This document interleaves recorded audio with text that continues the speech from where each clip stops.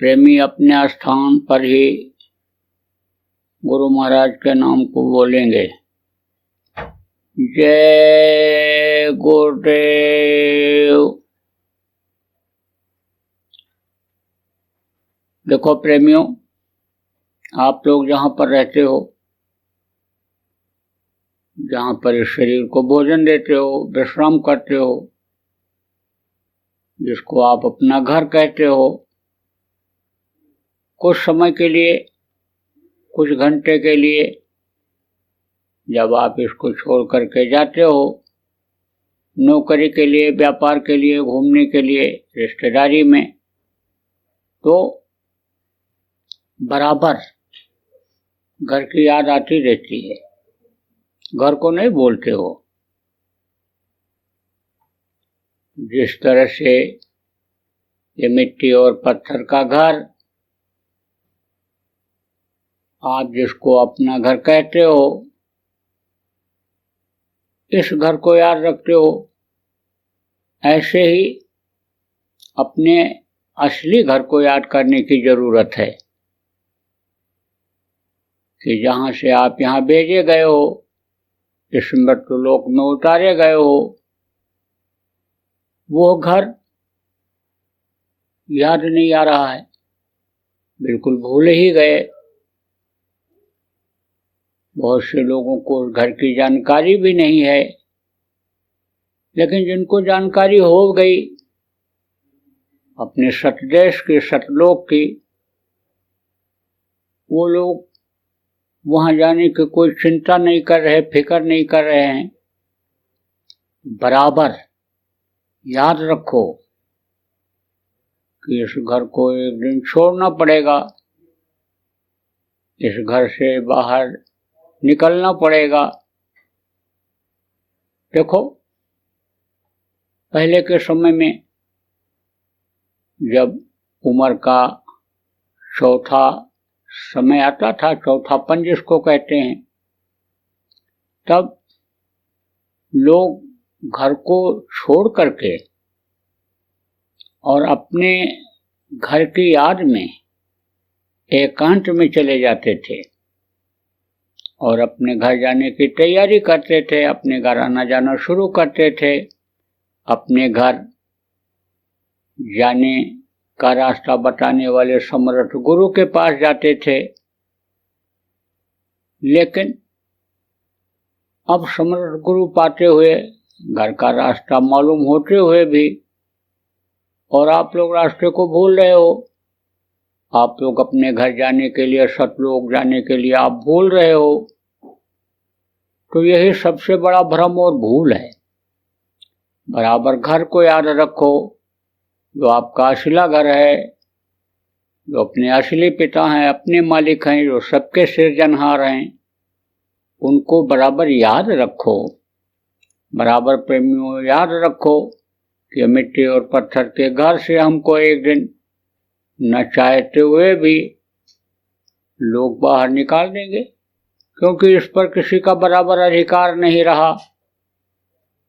दूसरे लोग समझ लो कि इसके काबीदार हो जाते हैं, रहने के हकदार हो जाते हैं।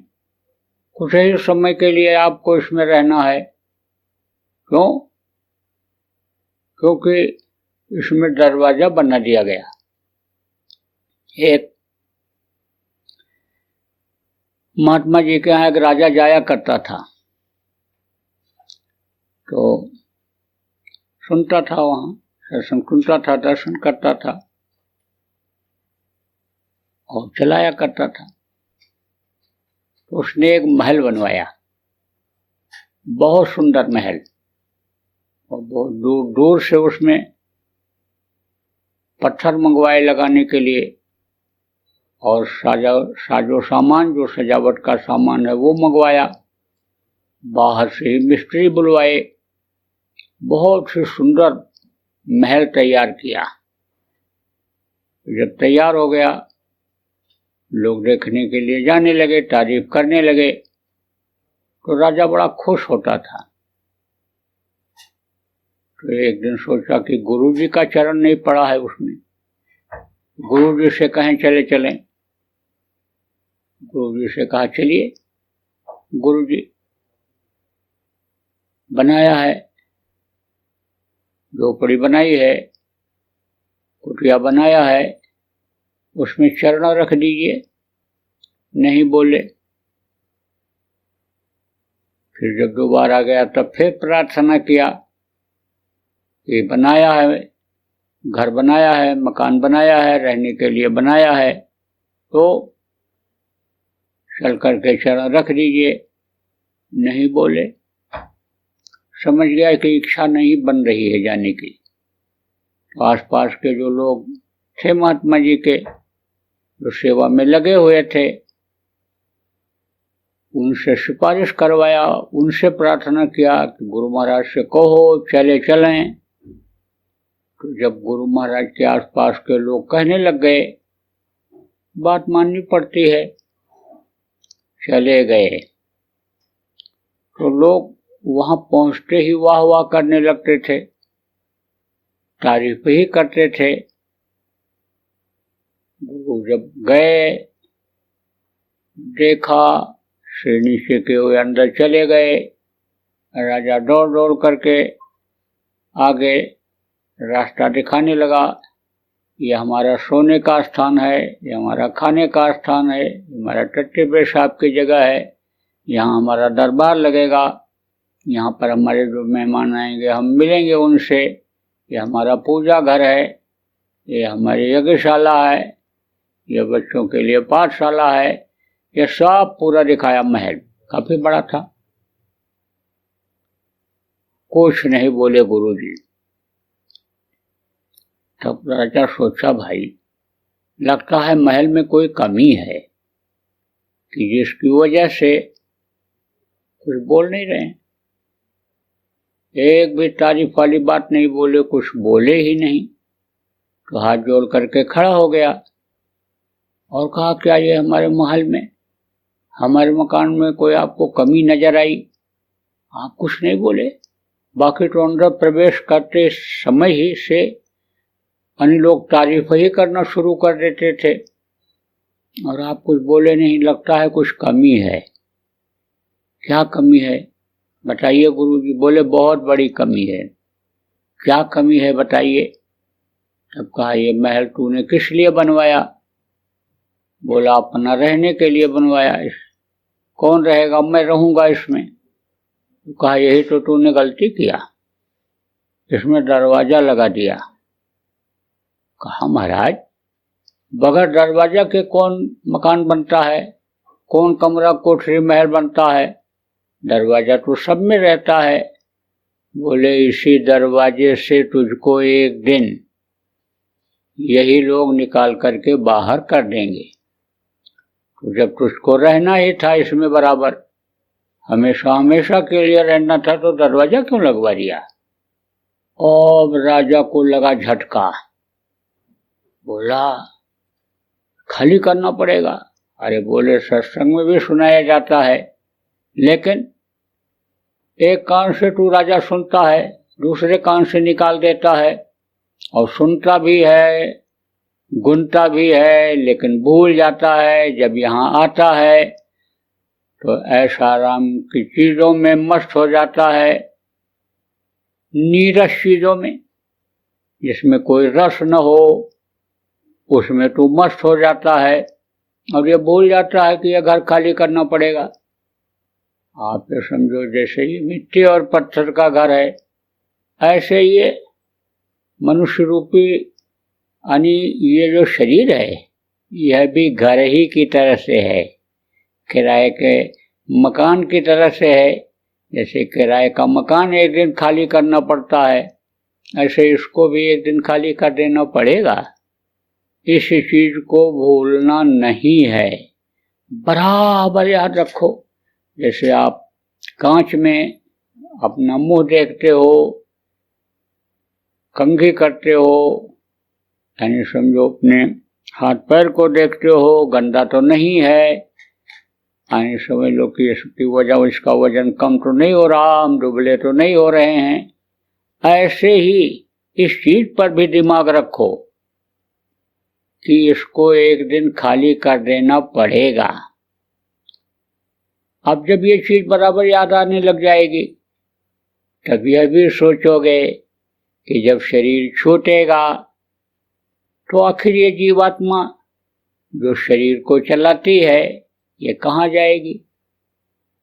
तो जब यह चिंता होगी तब गुरु के वचन याद आएंगे कि भाई कर्म अगर बुरे बन गए तो इसको नरकों में जाना पड़ेगा, काटी जाएगी, सड़ाई जाएगी, गलाई जाएगी, तपाई जाएगी, इसको सजा मिल जाएगी। इसलिए कर्म अच्छे करो, खान पान सही रखो, चाल चलन सही रखो। यह मानो मंदिर है, इसको गंदा मत करो, इसके अंदर मुर्दा मांस मत डालो, इसके अंदर गलत अन्न मत डालो, गलत कमाई का खून अंदर बनने न पावे कि जिससे बुद्धि ही खराब हो जाए, जिससे पागलपन आ जाए, जिससे काम क्रोध की भावना जग जाए, लोभ मोह की भावना जग जाए। तो ऐसा कोई अन्न इस शरीर के अंदर मत डालो, इसको अपवित्र मत करो, नापाक मत करो। जो समाज ने मर्यादा बना दिया है उस मर्यादा के अंतर्गत चलो, जो संगत की रीति नीति है उसके अनुसार चलो, गलती न होने पावे, गलती न बनने पावे कि जिससे ये जीवात्मा फंस जाए, नरकों में चली जाए, 84 में लौट करके ये आवे। तो आप इस चीज का ध्यान रखो, खान पान का, चाल चलन का, विचार भावना का, कि जिन गंदे विचारों से, गंदी सोच से यानी यह आवरण जो जीवात्मा के ऊपर लगा है, पर्दा लगा है, जो काई लगी हुई है, वो और मोटी हो जाए। इसलिए यानी हमेशा ऊंचे विचार, ऊंची सोच, अच्छी सोच और गुरु के वचनों को याद करते रहो, सत्संग वचनों को बराबर याद करते रहो और लोगों को बांटते भी रहो। देखो, कहते हैं कि विद्या बांटने से बढ़ती है, ज्ञान देने से ज्ञान और बढ़ता है, ज्ञान देने से ज्ञान पाने की और इच्छा उत्पन्न होती है। कुछ ज्ञान ऐसे होते हैं, कुछ सीख ऐसी होती है कि जो अंतिम समय तक काम आती है, अंतिम समय तक लोगों की इच्छा सीखने जानने की बनी रहती है। तो सीख की इच्छा रहेगी तो बांटो लोगों को। जो भी आपके अंदर गुरु की दया से सत्संगी बावाएं हैं, सत्संगी गुणाएं हैं, आप जिस चीज को अच्छा समझते हो उसको आप दूसरों को बताओ, दूसरों को उस रास्ते पर जिस पर आप चलते हो आप चलाओ।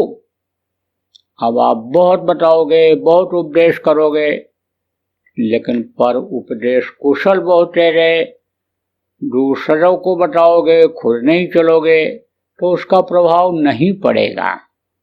इसलिए पहले खुद को ढाल लो, पहले खुद रात को एक रोटी का भूख रख करके खाने के लिए नियम बना लो कि जिससे आलस्य ना आवे, नींद ना आवे और रात में भजन ठीक से हो सके, तब तो आप दूसरे को कह सकते हो। और आप जब खुद करोगे, आपके अंदर, शरीर के अंदर क्षमता रहेगी कि हम 2 घंटे लगातार बैठ सकते हैं, 1 घंटे हम लगातार बैठ सकते हैं, तब तो आप दूसरे को कह सकते हो। मान लो किसी दिन आपके घर ही वो आ गया, कहा कि कब आप साधना करते हो, हम शाम को 7 बजे करते, 6 बजे करते, 8 बजे करते, तो हम भी आ जाएंगे, आपके साथ बैठेंगे। तो आप तो 15 मिनट बैठोगे, उठ जाओगे अगर झूठ बोल दिया तो जब 1 घंटा आदत डाल लो, 2 घंटा बैठने की आदत डाल लो, तब तो आप कहने के हकदार बनोगे दूसरे को। इसलिए पहले खुद करो, खुद चलो और फिर उसके बाद दूसरे को चलाओ, तो वो आपके लिए और उसके लिए भी फलदायी होगा। तो प्रेमियों, बराबर अपने घर को याद रखो और अपने घर जाने का जो रास्ता आपको गुरु महाराज ने दिया है उस रास्ते पर चलो। जो भी सुमिरन, ध्यान और भजन गुरु महाराज ने आपको करने के लिए बताया, गुरु महाराज के जाने के बाद जो नामदान लियो हो आप लोगों को बताया गया, तो आप उसको बराबर करते रहो। सुमिरन, ध्यान और भजन रोज करने का नियम बना लो, आदत आप लोग डाल लो। संकट इससे कटेंगे, इससे जो कर्म है वो कटेंगे, और नहीं तो कर्मों की सजा से कोई बच नहीं पाया, कर्मों की सजा मिलेगी। देखो, बराबर आप लोगों को चेतावनी गुरु महाराज देते रहे। गुरु महाराज के जाने के बाद आपको चेतावनी मिलती रही कि बीमारियां बहुत बढ़ेंगी, असाध्य रोग आएंगे, जल्दी ठीक नहीं होंगे। तो शुरुआत हो गई, कोरोना जैसे रोग की शुरुआत हो गई। इस तरह के अभी बहुत रोग आएंगे। इसके अलावा भी जिन रोगों को आप समझते हो, सर्दी जुकाम को, खांसी को, बुखार को, दस्त को, जिसको आप समझते हो, अपच को, उल्टी को, ये सब बीमारियां बढ़ेंगी। घर घर यह समस्या आ सकती है, इसलिए बहुत ही संभाल करके चलना है। समझ लो कि जैसे रास्ते में अंगारे पड़े हुए हैं, अब अगर सावधानी नहीं रखोगे, सावधानी से रास्ता नहीं चलोगे, पार नहीं हो पाओगे, जल जाओगे, पैर में आग लग जाएगी, अंगारे आपके पैर से छू जाएंगे, फफोले पड़ जाएंगे, दर्द बढ़ जाएगा, घाव बन जाएगा। कभी तो ऐसी भी स्थिति आती है कि जहाँ घाव बन जाता है, जल्दी ठीक नहीं होता है, काट देना पड़ता है उतना हिस्सा। इसलिए बहुत ही सावधानी से खराब समय को प्रेमियों पार करना है और लोगों को कराना है। देखो, बच्चों पर आप ध्यान नहीं देते हो। बच्चों को एडवांस बनाने में, बच्चों को पढ़ा लिखा करके ऊंचे ओहदे पर पहुंचाने में ही आपका निशाना रहता है। आप अगर उनको भजन करा ले जाओ, सुमिरन करा ले जाओ, ध्यान करा ले जाओ, उनका खान पान गड़बड़ न होने पावे, चाल चलन गड़बड़ न होने पावे, इस पर बराबर अगर ध्यान रख पाओ, तो आप ये समझो कि आपको फिर बाद में पछताना नहीं पड़ेगा।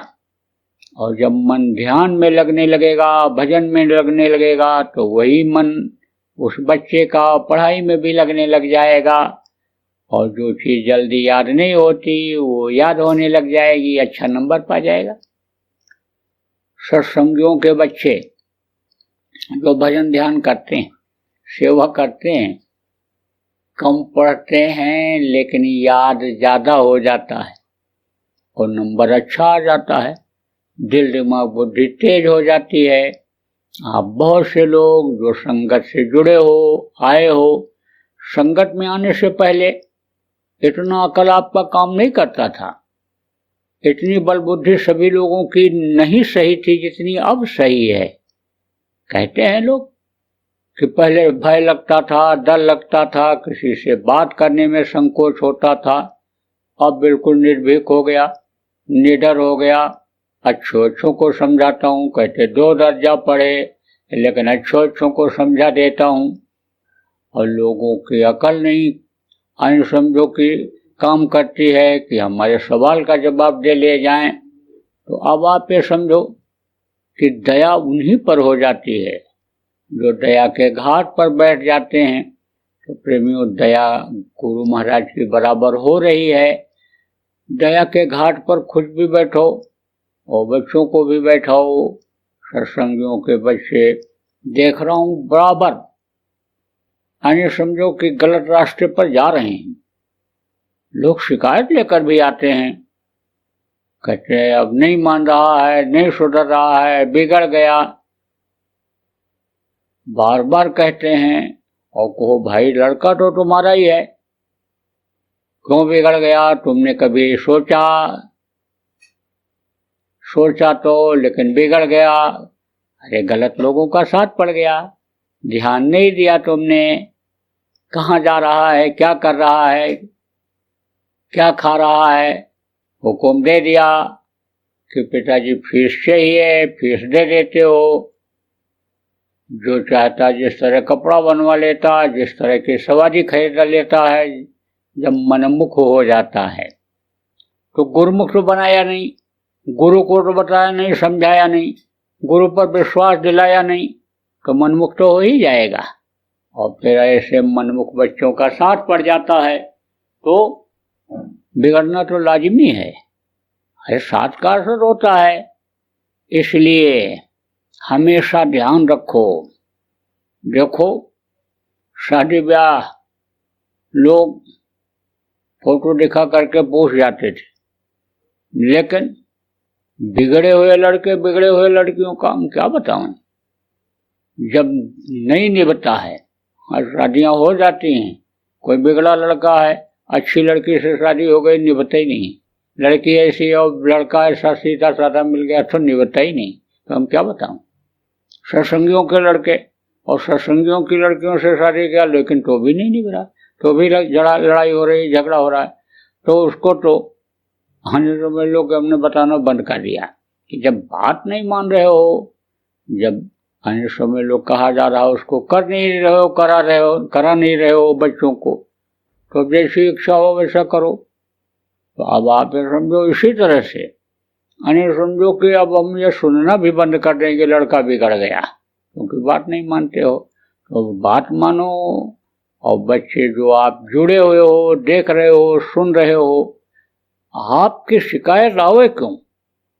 आप ही जैसे तो रामकृष्ण थे, आप ही जैसे तो महावीर रहे, आप ही जैसे बुद्ध रहे, आप ही जैसे समझो कि ये पांडव रहे, आप ही जैसे तो वीर लोग हुए, भगत सिंह, चंद्रशेखर, अशफाक उल्लाह खान रहे। अरे भाई इसी धरती पर उन्होंने जन्म लिया, इसी धरती का अन्न खाया, इसी धरती का पानी पिया, इन्हीं नदियों का इस्तेमाल किया। सूरज और चांद जो इस समय है वही समझ लो कि गर्मी उन्होंने लिया, तो उनका नाम क्यों है इतिहास में? आप समझो कि आप बुराई की नकल क्यों करते हो? आप अच्छाई की नकल करो, अच्छे बन जाओ, नेक बन जाओ। आपके अंदर महात्मा के गुण आ जाएं, ऋषि मुनि के गुण आ जाएं, आपके अंदर वीरों के गुण आ जाएं, आप लोगों के काम आओ, देश समाज के काम आओ, आप अपना नाम करो, आप अपने माता पिता, अपने खानदान का नाम करो, अपने देश का नाम आगे बढ़ाओ।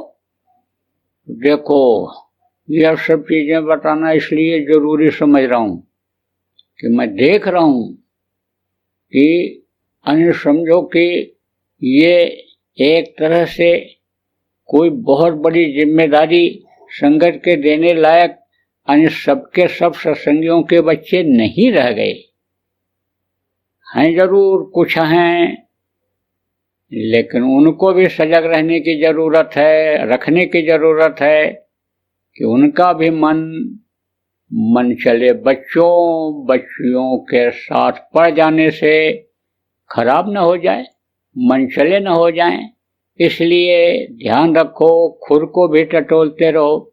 अब देखो बच्चों, देखो परिवार के लोग, जो सत्संगियों के परिवार के लोग हो और साथ में जुड़े हो, सुन रहे हो, आप सब लोग बराबर इन बातों को याद रखो, अपने को टटोलते रहो कि हमारा मन कहीं हमको धोखा तो नहीं दे रहा है, हमको कहीं पतन के गर्त में तो नहीं धकेल रहा है।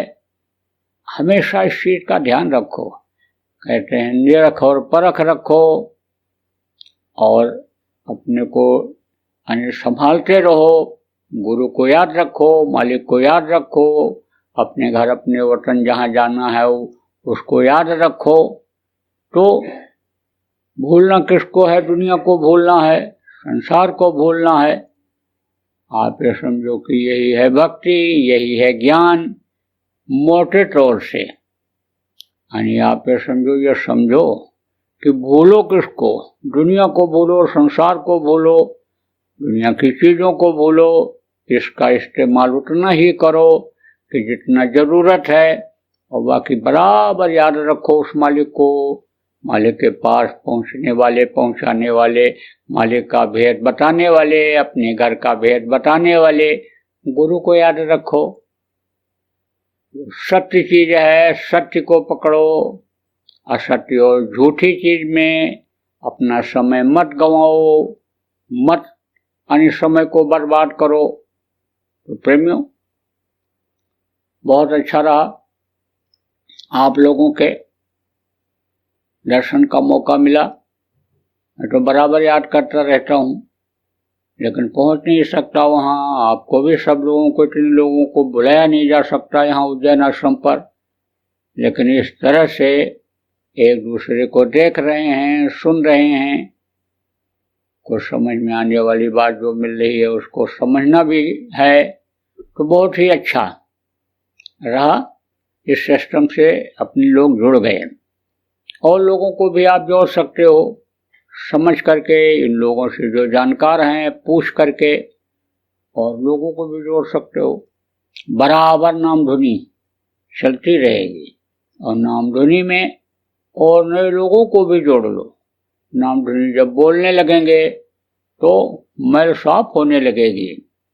आप समझो, जब मैल साफ हो जाएगी तभी यानी उनको कुछ समझ में आएगा। जब गंदगी साफ होगी, जब हुजरा साफ होगा तब समझ में आएगा, हुजरा साफ होगा तब उस मालिक का दर्शन हो पाएगा। और नहीं तो ऐसे नहीं हो सकता है। तो ये जो जय गुरुदेव नाम की ध्वनि है, जय गुरुदेव नाम है, ये सफाई करेगा, अंतरात्मा की सफाई करेगा, हुजरा की सफाई करेगा, उस सिंहासन की सफाई करेगा जिसमें मैल जमा हो गई है, काई लग गया है, जो गंदा हो गया, मालिक के बैठने का स्थान जो गंदा हो गया उसकी ये पहले सफाई कर देगा। और फिर उस मालिक को याद करोगे तो मालिक अंतर में आपको दिख जाएगा, आपके उजरे पर आकर बैठ जाएगा, अंदर के तख्त पर वो आकर बैठ जाएगा। आप मालिक को याद भी करो, तड़प भी पैदा हो आपके, तो आपके हृदय में नहीं बसेगा। दर्शन तो हो जाएगा, लेकिन आपका अंतरात्मा जब गंदा रहेगा तो वहां पर डेरा नहीं डाल सकता, रह नहीं सकते हैं, वो बैठ नहीं सकते हैं। इसलिए ऐसी जगह बनाओ कि वो आकर के बैठ जाएं, कहते न कि समा जाएं। ऐसे ही जगह अंदर में बनाओ, साफ सुथरा जगह बनाओ और लोगों का बनवाओ। बराबर प्रेमियों, आप बच्चों की देख रेख करते हुए, जिम्मेदारी दायित्व जिसको कहते हैं उसको निभाते हुए, और आप अपने आत्मा के लिए यानी समझ लो दूसरों के आत्मा के लिए यानी कुछ करो और उनसे कराओ। बराबर समय जो मिले वो अपनी वाणी से, अपनी लेखनी से, अपनी कला से यानी लोगों को वाकिफ कराओ, लोगों को समझाओ और बताओ। देखो, तरीके बहुत होते हैं, अलग अलग तरीका होता है। जिसके अंदर जो तरीका है उस तरीके को वो अपनाता है। किसी को दवाई बेचनी होती है तो कोई डुडुकी बजाता है, तो कोई ढपली बजाता है, तो कोई ऐसी आवाज लगा देता है कि लोग देखने लग जाते हैं, फिर कुछ बोलने लग जाता है, फिर कुछ सुनाने लग जाता है, कुछ कविता बना करके, कुछ गा करके, और जब इकट्ठा हो जाते हैं तब उस दवा की तारीफ करता है और उसके बाद दवा बेच देता है, वो सामान बेच देता है। ऐसे ही अलग अलग तरीका होता है।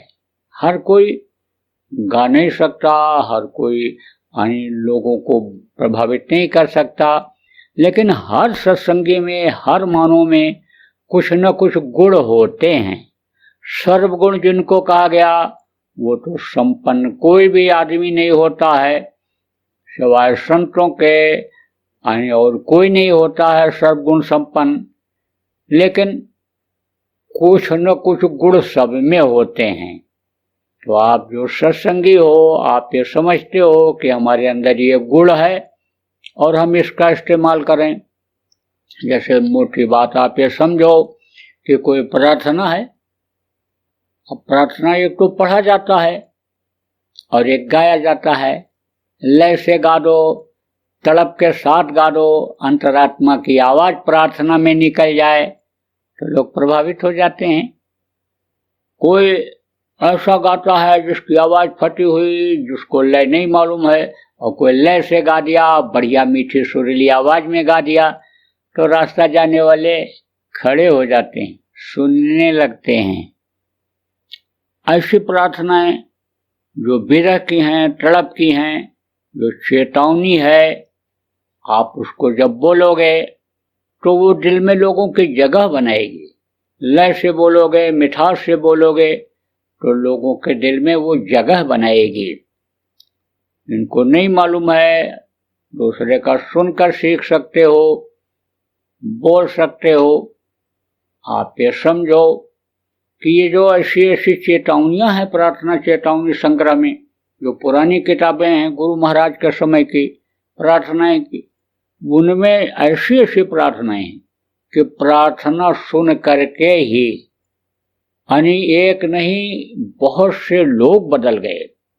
अंदर में उनके ये प्रार्थनाएं जगह बना ली और फिर उनके अंदर इच्छा जग गई और आगे जानने की, समझने की, कुछ करने की।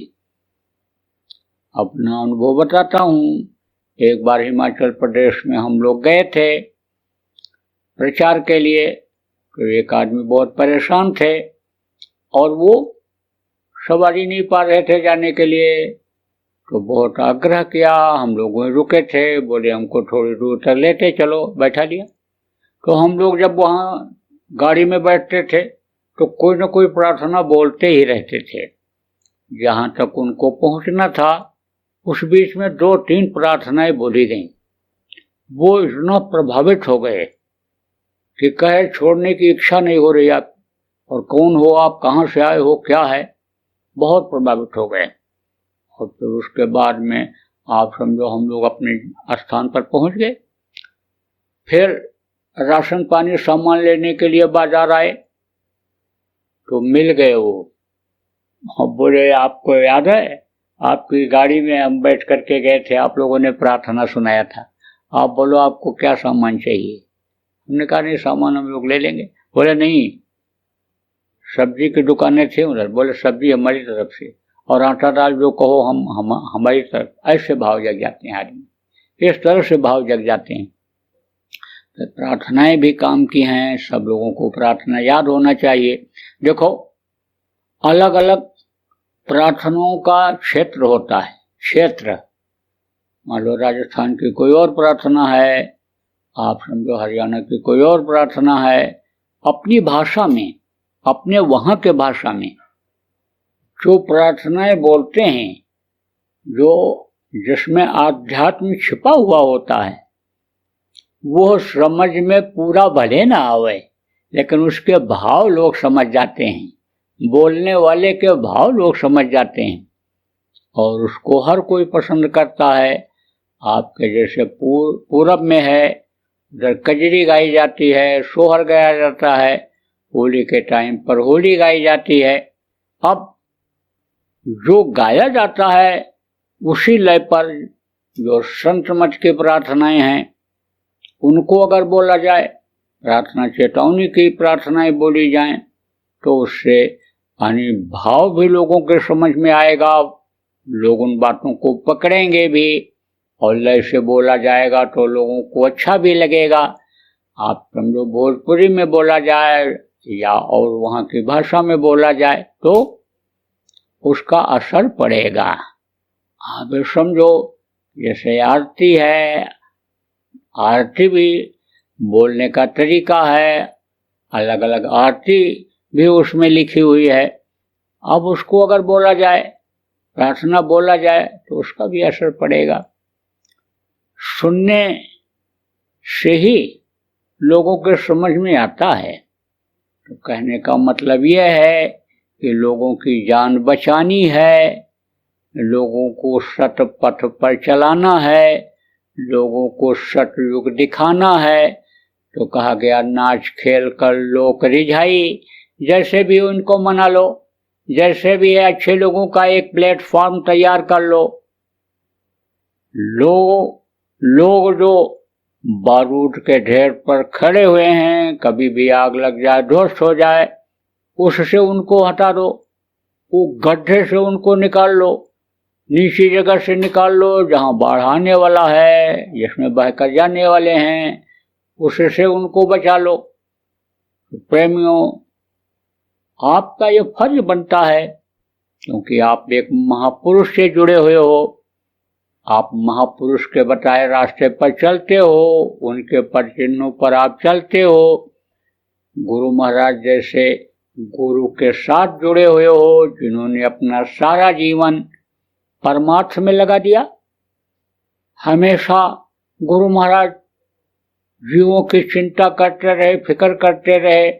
जब से होश संभाले परमार्थ की कमाई में ही लग गए, और जब ज्ञान हो गया, परमात्मा की दया हो गई, अंतर में उनको शक्ति मिल गई, तो समझो कि उसको अपने पास नहीं रखे, बांटे। जितना ज्यादा समझ लो कि शरीर उनका काम किया, पूरा उन्होंने बांटा। जैसा मैंने कहा कि ज्ञान को रोकना नहीं चाहिए, ज्ञान को बांटना चाहिए। जिसके अंदर जो भी ज्ञान है उस तरह का ज्ञान देना चाहिए। कोई बहुत पढ़े लिखे हो, अफसर हो, कोई अच्छे पोस्ट पर हो, आप तो दोनों को ज्ञान दे सकते हो, दोनों को समझा सकते हो, जो पढ़े लिखे हैं और जो अनपढ़ हैं।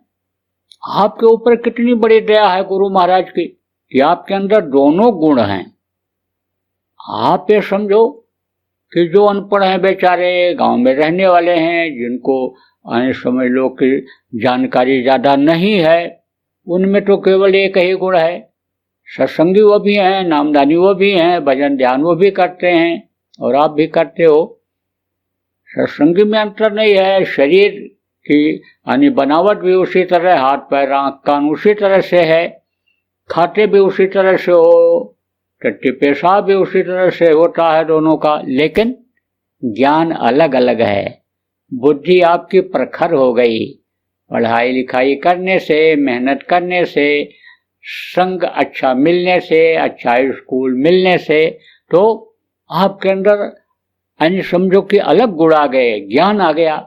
तो उसका उपयोग करो, लोगों के लिए, जीवों के लिए, अच्छा समय सतयुग लोगों को दिखाने के लिए इसका उपयोग करो, तब तो ये मानव जीवन सार्थक होगा। तभी तो समझो कि इस शरीर को लोग मानेंगे, समझेंगे, जाने के बाद आपका नाम याद रखेंगे।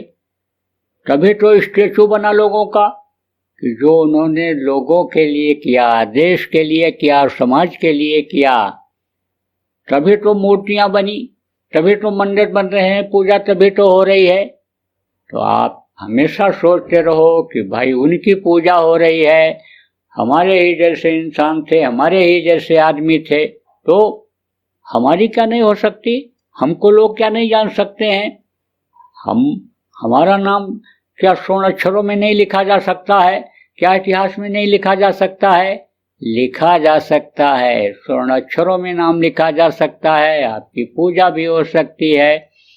आपको तो ऐसा रास्ता गुरु महाराज ने दे दिया कि 4 पदार्थ का चलता थे, अर्थ धर्म काम और मोक्ष, सब आपके हाथ में है, सब आपके मुट्ठी में है। आपके ऊपर अब समझ लो कि ये चीज आ गई।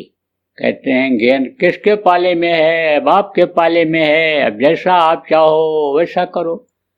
तो ये तो मेरी अर्जी रही, हाँ मर्जी आपकी रहेगी, लेकिन मैं तो इसीलिए बताता समझाता रहता हूँ कि इतने लोग सुने हो, कुछ ही लोग अगर मानने लग जाओ, कुछ ही लोगों के समझ में आ जाए, कुछ ही लोग करने लग जाओ, तो मेहनत सार्थक हो जाएगी। गुरु महाराज ने जो ये काम सौंपा है उस काम में मदद हो जाएगी, और उस काम के बढ़ने में यानी समझो तरक्की हो जाएगी। तो बोलो जय गुरुदेव, जय गुरुदेव, जय गुरुदेव, जय गुरुदेव, जय जय गुरुदेव, जय गुरुदेव।